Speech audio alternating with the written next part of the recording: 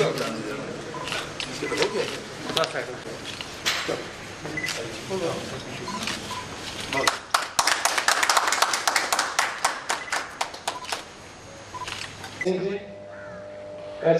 अभिषेक महाजन जी, बाकी हमारा जो सर बॉर्डर का एरिया जितना भी है देते हैं, तो इसको थोड़ा हमने रोड भी काफ़ी बना लिए हैं गली।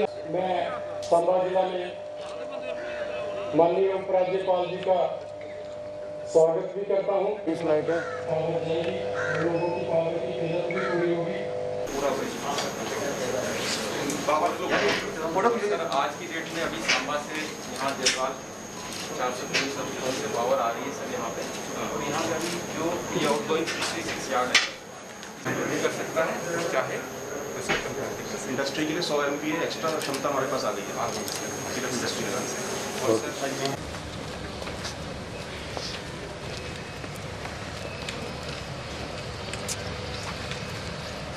स्टेशन के साथ साथ 3 हीरानगर पारेषण लाइन से टैप लाइन का वस्तुतः उद्घाटन।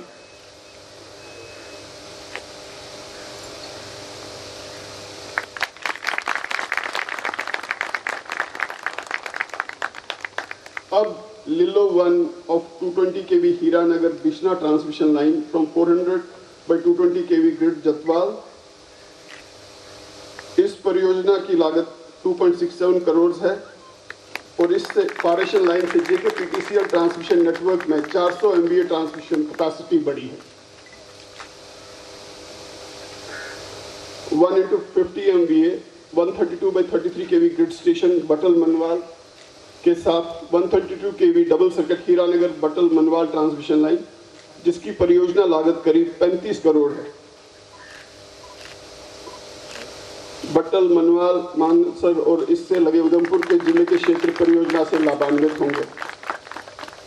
करें पहले 10 MVA 66/11 kV new sub station DC office Samba, जिसकी लागत 3.84 करोड़ है और ये 12 से 1400 उपभोक्ताओं को लाभान्वित करेगा। 10 MVA 66/11 kV न्यू भविष्य के औद्योगिक उपभोक्ताओं को लाभान्वित करेगा।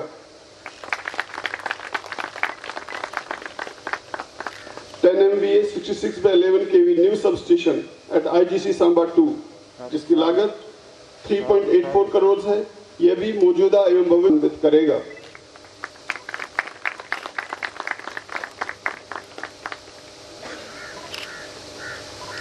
MVA के औद्योगिक उपभोक्ताओं को इससे लाभ मिलेगा।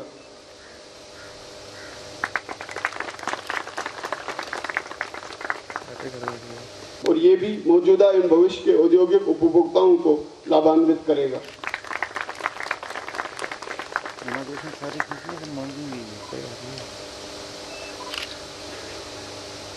2 into 10 MVA लेवल पर तालमेल की कमी दिखाई देती है। सबके जैसे स्वभाव नहीं होते, लेकिन फिर भी मैं ये कहूँगा कि राज्यपाल मनोज सिन्हा जी के नेतृत्व में तालमेल बिठा के जम्मू कश्मीर का पूरे का चहुमुखी विकास किया जाए। उसके लिए जो प्रयास आज जम्मू कश्मीर में बराबर की डेवलपमेंट, बराबर का विकास, बराबर की फंडिंग, ये सब हो रहा है।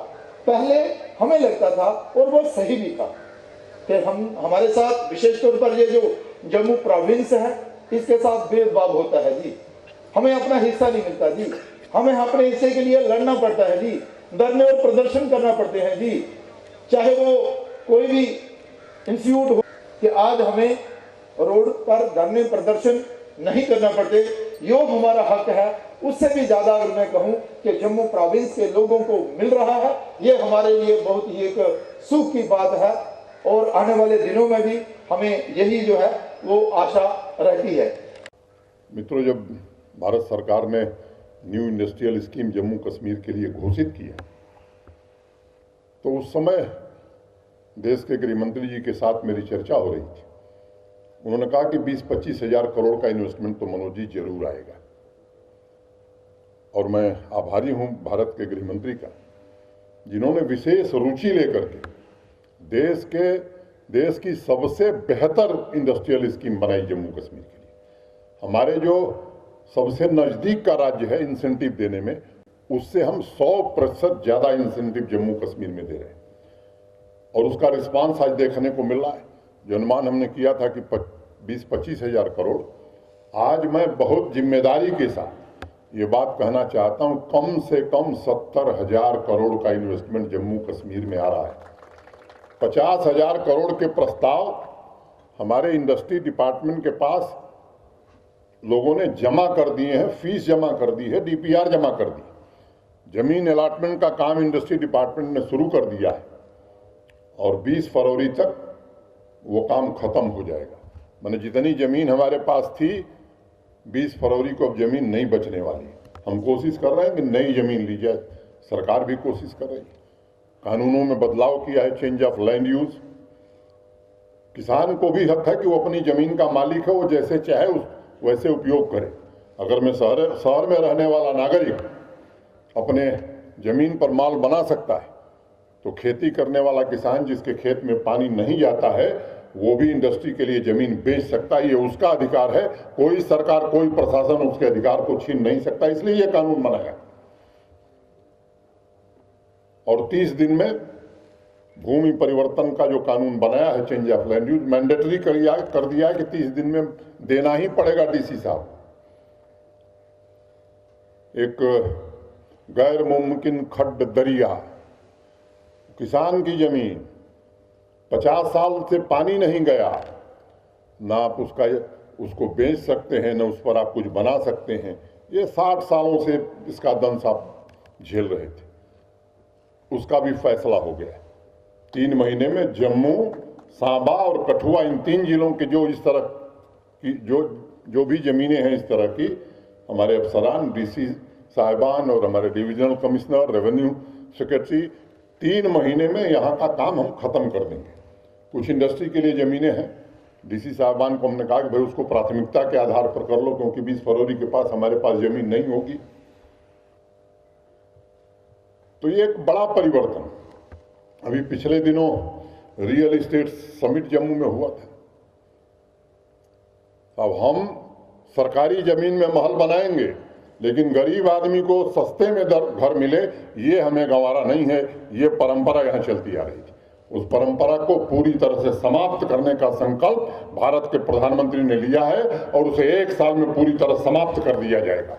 गरीब आदमी को भी सस्ते दर पर घर मिले, गरीब आदमी के भी रहने का उसको भी हक है, उसको भी सारी सुविधाएं मिले, इसका इंतजाम निश्चित रूप से जम्मू कश्मीर में किया जाएगा।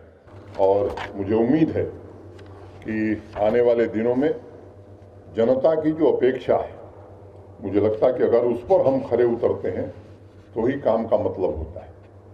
स्वयं हम अपनी पीठ थपथपाएं, मुझे लगता है कि उसका अच्छा परिणाम नहीं होता है। अब गिलेडनी का नाम आप सब जानते हैं, मैं तो यहाँ आने के बाद सुना था। जगमोहन शर्मा जी ने ही मुझे बताया था। अब इस साल 31 मार्च तक वो काम पूरा हो जाएगा। अनेक सिधरा हो, चंडक हो, ड्राबा हो, मनवाल घट्टी, कठुआ, हीरानगर, अनेक इस तरह के काम किए गए हैं। मैं आप सबको भरोसा देना चाहता हूं कि संवेदनशीलता के साथ जम्मू कश्मीर के सभी नागरिकों को पर्याप्त बिजली मिले, इस व्यवस्था में हम सब लगे हैं। मुझे लगता है कि कनेक्टिविटी किसी भी क्षेत्र के लिए बड़ा अनिवार्य है, और ख़ासतौर से जम्मू संभाग में। कई लोग इस वजह से नहीं आते कि यात्रा में ही 5 घंटे 6 घंटे लग जाता है। मुझे याद है जब मैं आया था यहाँ 8 अगस्त को, पहली बार मैं स्वतंत्रता दिवस के बाद रियासी आया था, तो जो मिलेगा साहब, ये जम्मू से चलते हैं तो श्रीनगर पहुँचने में अगर महीने में 4 बार यात्रा करें तो अस्पताल में दाखिल होना पड़ता है, बैक हो जाती है, 11 घंटे लगते हैं। अब 5 घंटे में लोग सुविधापूर्वक पहुंच जा रहे हैं। और मैं आपको कहना चाहता हूं कि ऐसी स्थिति भी आएगी कि 4 घंटे में आराम से पहुंच जाएंगे। अब जम्मू कश्मीर के लोग ये स्वप्न देख सकते हैं कि कटरा से दिल्ली 6 घंटे में पहुंच जाए। ऐसी सड़क का निर्माण भी प्रधानमंत्री जी के सहयोग से हो रहा है। 1500-1600 किलोमीटर सड़क बनती थी, अब 3300-3400 किलोमीटर सड़क बन रही है। मोटे तौर पर यहाँ एक शब्द बड़ा इस्तेमाल होता है, हम लोग ब्लैक टॉपिंग कहते हैं या मैकडेमाइजेशन कहते हैं। 4,3500 मैकडेमाइजेशन होता था, इस साल हम 8,000 किलोमीटर कर रहे हैं। 6 किलोमीटर सड़क बनती थी, आज हम 17 किलोमीटर रोज सड़क बना रहे हैं और आने वाले दिनों में से 20 किलोमीटर से ज़्यादा बनाने का लक्ष्य हमने रखा है। केंद्र में नरेंद्र भाई मोदी जी की सरकार आई है, उन्होंने जम्मू कश्मीर के चहुमुखी विकास की ओर ध्यान दिया है।